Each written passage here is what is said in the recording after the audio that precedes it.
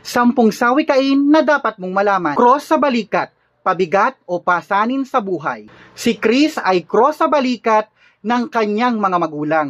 Tubong lugaw, malaking pera mula sa maliit na puhunan. Tubong lugaw si Miguel sa kanyang mga paninda. Balat sibuyas, madaling umiyak o sensitibo. Huwag kayong magbiro kay Gina dahil siya ay balat sibuyas. Taingang kawali, nagbibingi-bingihan. Nagtataingang kawali si Ana sa sinasabi ng kanyang ina kaya siya napagalitan.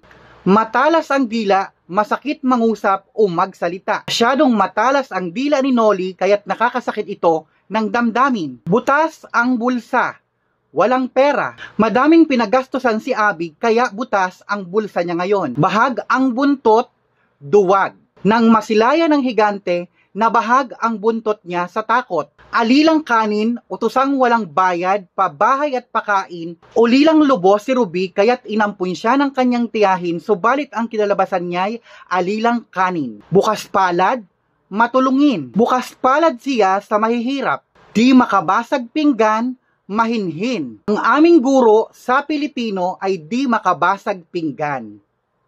Maging mahusay sa ating wikang pambansa.